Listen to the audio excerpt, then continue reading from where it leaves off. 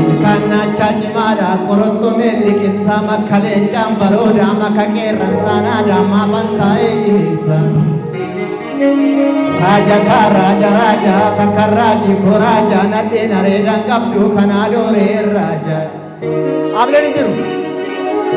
Mata ko mamarantu hiki jennana ni ke garako dagallan tusti jennana ni se. Abba ko gare ko kutate kula maruna tu kula marsi sama kake dula baruna tu dula marsisa. Kirarangi rajira keringa mujijira irige rarengu dekana kacalu desa biyo upate jira. Anu malang kira yaran thai lala barajul kapina be janjalun kalsina be kota jumla banna be kota jumla banna be duba jumla ganda be barati barasana kana redi debate kasare di denyare abba ko gari ko tawe kena sidari wajagi rada mare mucang kera tu dare garani dara mare alle jirwale cholle ni sakalla mu kunoni deutale roro da ko impullu jette jolle salale cholle ni sakalla mu kunoni deutale roro da ko impullu jette jolle salale Kafa boni doka suga demo gatechi sa ijolle hambonu tunyaru matu beskisa anandale buddha manare ratiri ijolle kidoru mana jeka gere jaba shab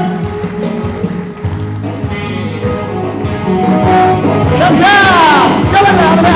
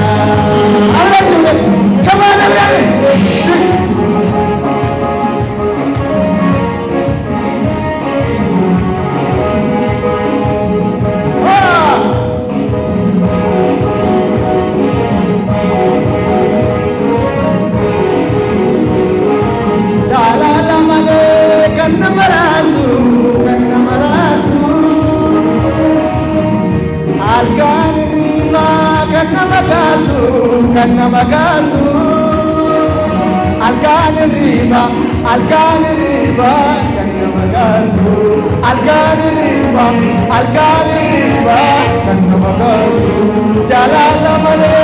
kanna barasu algani riba kanna bagasu algani riba kanna bagasu salare jalli baba gamanat bilomi karatana doksini wal jalane yonurat bekan ikakana salare jalli baba gamanat bilomi karatana doksini wal jalane yonurat bekan ikakana Allah siyada buyada irkasiyate iribanabe kutuyashate iribanabe kutuyashate iribanabe kutuyashate iribanabe kutuyashate salale jatti tappa gamanatti lumi karatana doksine wal jalane yonurati bekan ikakana salale jatti tappa gamanatti lumi karatana doksine wal jalane yonurati bekan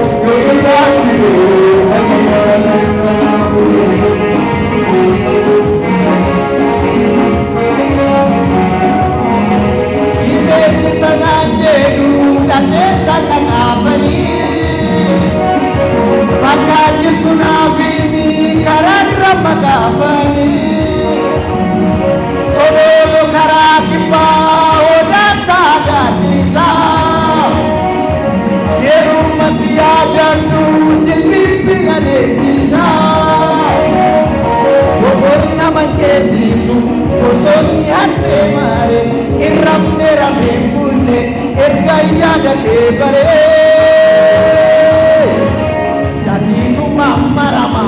nyamaru walakala ba jirannu walitolla tunangurunduna ba jirannu walitolla tunangurunduna ba kirari da somana siyu waya yadipe kadure mali bonya inni jiru wajipe